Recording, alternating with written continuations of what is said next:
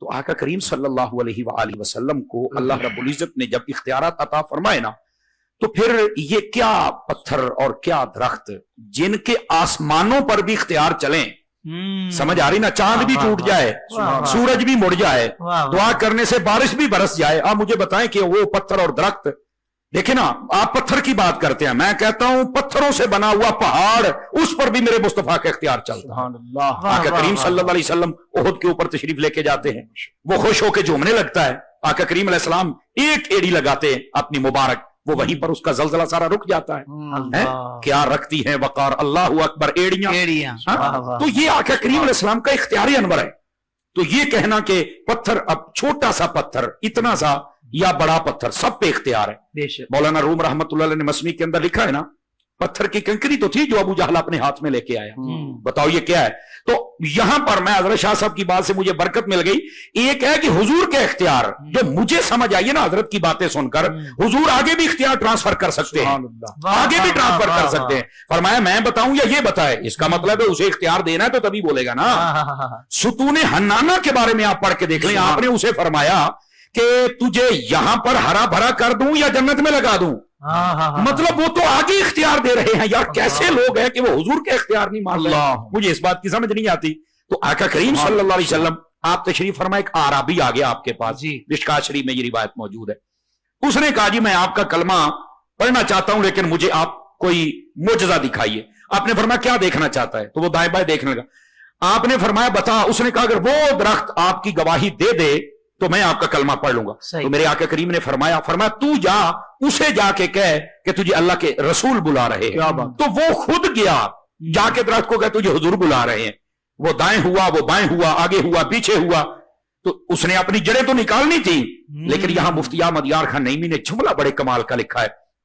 وہ کہتے ہیں یہ جو دائیں بائیں آگے پیچھے ہوا نا، یہ جڑیں تو ویسے بھی اس کی نکل سکتی تھی، لیکن یہ حضور کے بلاوے پہ جھوم رہا تھا کہ مجھے حضور نے طلب بہت اچھی، اس لیے وہ بھاگتا حضور کی خدمت میں آیا، کلمہ پڑھا، حضور نے فرمایا اس نے بھی کلمہ پڑھے۔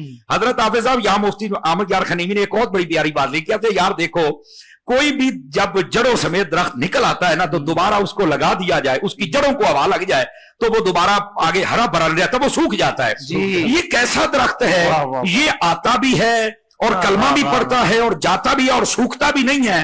تو فرمایا جن کے پاس آیا ہے ان کے پاس آ کر بھی سوکھنا ہے تو بتاؤ پھر جائے گا کس کے پاس؟ تو یہاں سے آنے والا کوئی سوکھ نہیں سکتا۔ تو محبوب پاک علیہ السلام کا یوں اختیار ہے۔ بلکہ اگر آپ اہل سیر کو پڑھیں، ایک بڑے کمال کی بات ایک ہے کہ درخت آیا، اس نے کلمہ پڑھا۔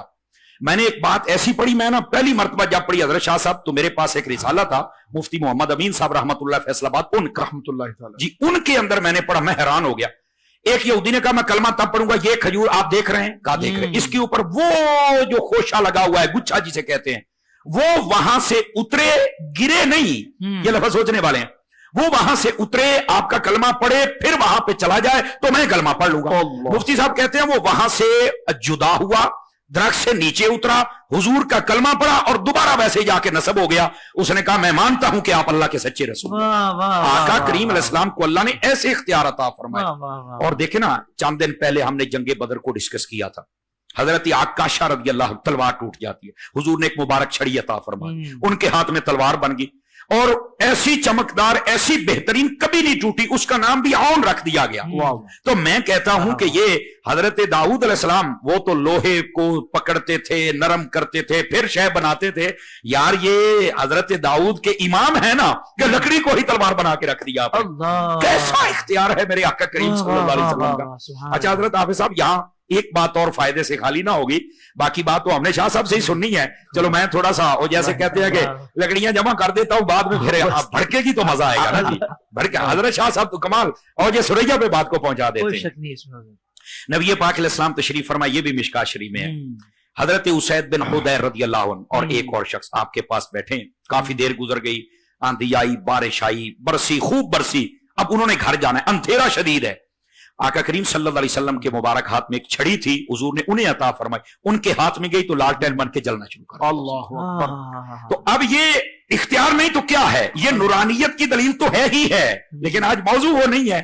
اچھا انہوں نے کیا کیا یار، ان کے عقیدے پر صدقے جاؤں، وہ وہاں سے تو چل پڑے لیکن جب آگے پہنچے تو ایک کا گھر اس محلے میں تو ایک کا اس محلے میں، اب ظاہر سی بات ہے جا تو ایک ہی، دو صورتیں تھیں، یا تو ایک کو چھوڑ کے آتے پھر وہ اپنے ساتھ لے کے جاتے۔ انہوں نے کہا یہ کون سی بات ہے، حضور نے اس لکڑی کو اختیار دیا ہے، آخر اس کے پلے بھی تو کچھ ہے نا۔ انہوں نے اس کو ایسے گھمایا، ایک اور لکڑی ملی، اٹھا کے اس کے ساتھ لگایا، دونوں نے جلنا شروع کر دی۔ اللہ